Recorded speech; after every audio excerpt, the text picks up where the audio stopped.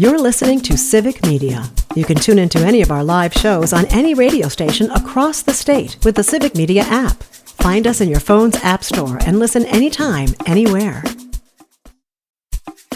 This is your WGBW Daily News Roundup for the Talk of Green Bay, 97.9 FM and 1590 AM. For 97.9 WGBW News, I'm Lisa Hale. Brown County Circuit Court needs help. So Brown County Circuit Court officials and state lawmakers are proposing an expansion of operations with 2 new judges, 3 assistant district attorneys, 2 court reporters, and additional staff. State Representative Ben Franklin said pending cases that are 2 or more years old are up over 6,000 over the last decade in Brown County. That's an increase that surpassed Milwaukee and Dane counties combined. The Cellcom outage is being blamed for a Door County resident's inability to reach 911 early Tuesday morning while his camper burned. The camper's owner phoned Southern Door Fire Department Chief Richard Olson. That call connected. Olson tried to call 911, but could not. Both have Cellcom. Cellcom stated that emergency calls are being rerouted through other available networks during the outage, and all protocols are being followed. Wisconsin Department of Health Services officials say the proposed cuts to the Supplemental Nutrition Assistance Program, or SNAP, could cost residents as much as $314 million every year. The cuts were included in the budget bill passed by the House of Representatives last week and will now head to the United States Senate for consideration. A DHS report estimated that around 90,000 residents could lose their current SNAP benefits under the cuts.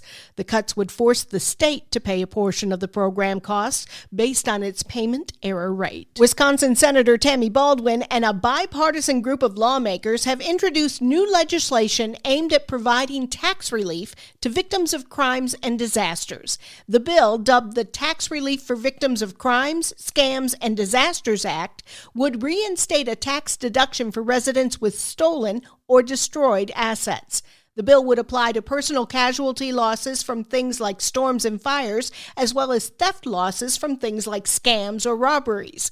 The legislation will now be introduced by a bipartisan group in the House of Representatives. If you need credentialing and licensing from the state, you may see a delay this year. The Department of Safety and Professional Services warns delays will happen if a couple dozen temporary positions expire as expected later this year. Wisconsin Governor Tony Evers included funding for 24 permanent positions to replace those temporary positions in his biennial budget proposal, which has already been gutted by the state Republicans.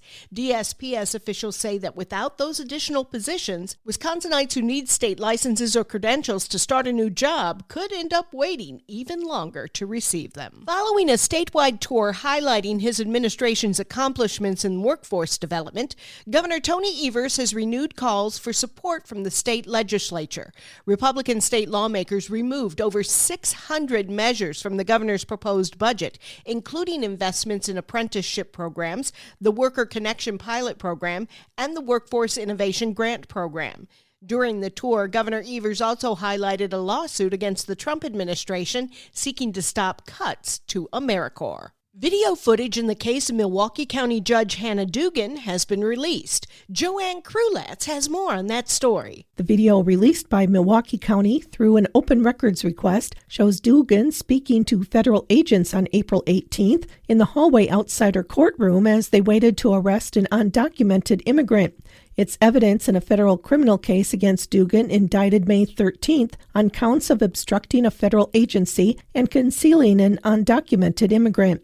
Prosecutors accused the 66-year-old judge of allowing Eduardo Flores Ruiz to leave her courtroom through another exit. ICE agents chased him down and took him into custody outside the courthouse. Dugan was arrested a week later.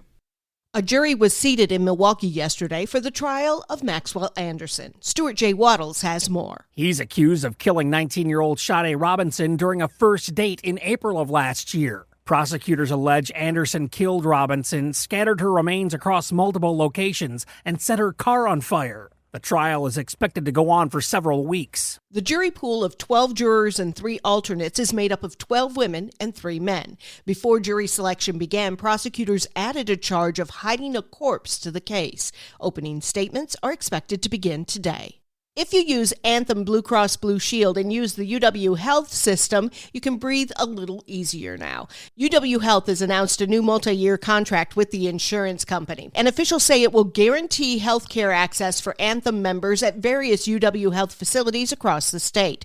According to a press release, the newly agreed-upon contract will cover employer-based Medicare Advantage, Medicaid, and Affordable Care Act marketplace plans, and gives members access to UW hospitals and clinics, as well as the UW Medical Foundation and the Madison Surgery Center.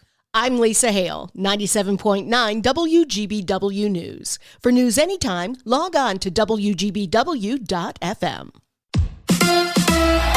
A Brewers win over Boston. Hi, I'm Mike Clemens with sports. Baseball. The Brewers and Red Sox wrapping up their series today in Milwaukee. Last night, Christian Yelich hit a walk-off grand slam in the 10th to lead the Brewers to a 5-1 win over Boston. The inning before, Yelich scored the tying run from third. Manager Pat Murphy. We've all seen that. I've been here with Yelich as long as I have. We've all seen that base hit out of him, that double, and then his base running to get you to third. That's why he's a great player. NFL, the Packers OTAs continuing today without Packers defensive back Jair Alexander. A report says the Packers will take him back if he takes a pay cut. Jair's agent says he wants to stay in Green Bay, but not with a restructured deal. In golf, the U.S. Women's Open tees off tomorrow in Wisconsin. Nelly Korda on what it's like to compete at Erin Hills. It tests every part of your game. It's very demanding. Even if you think you've hit it good, you just exhale when you see it stop. That's golfer Nelly Korda with Sports. I'm Mike Clemens. On your entertainment beat, I'm Pete Schwaba. The Memorial Day weekend's top 2 films, Lilo and Stitch and Mission Impossible, combined at the box office to pull in about 250 million big ones and about 540 million globally, smashing records. The total box office take from all the releases over the weekend came in at 341 million domestically. Take that, COVID pandemic. The Hall smacked down the previous record for Memorial Day, which was set in 2013 with a $314 million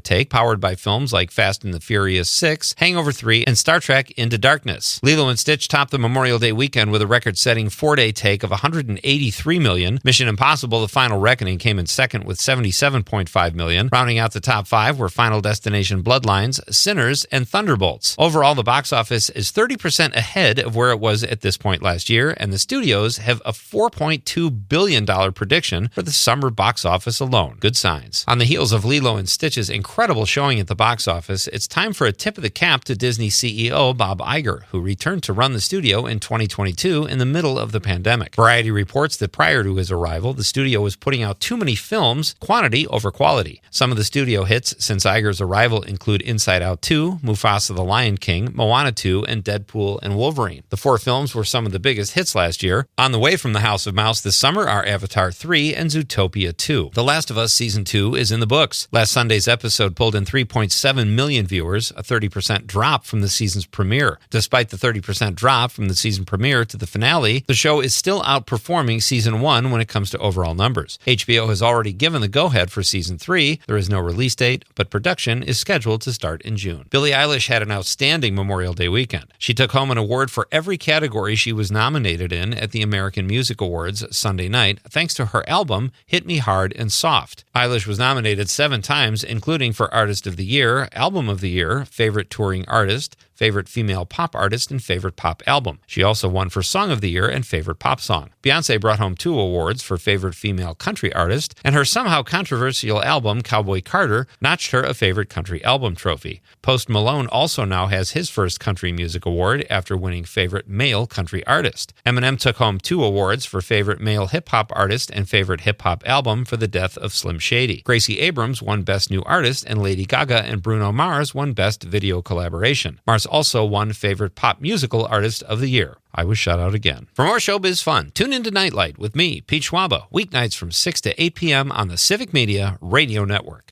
Cloudy with scattered showers today. We'll get to the mid to upper 60s for a high this afternoon. The wind will be northeast at 5 to 15. Tonight, 52. Tomorrow, partly cloudy, 75 on Friday. Mostly sunny with a high near 80. I'm meteorologist Sean Cable. Currently, it is 60. That's your WGBW Daily News Roundup from Civic Media. Subscribe to this podcast on Spotify, Apple, or wherever you find your podcasts. Find more news at WGBW.FM. The national news cycle never stops, but it can be hard to find news about your local community. Civic Media is dedicated to providing quality local and state news coverage across Wisconsin. With the Civic Media app, you can get notifications about local stories that matter to you and your community. Find the free Civic Media app in your phone's app store and choose notifications from the menu to tell us what kind of news you want to hear about.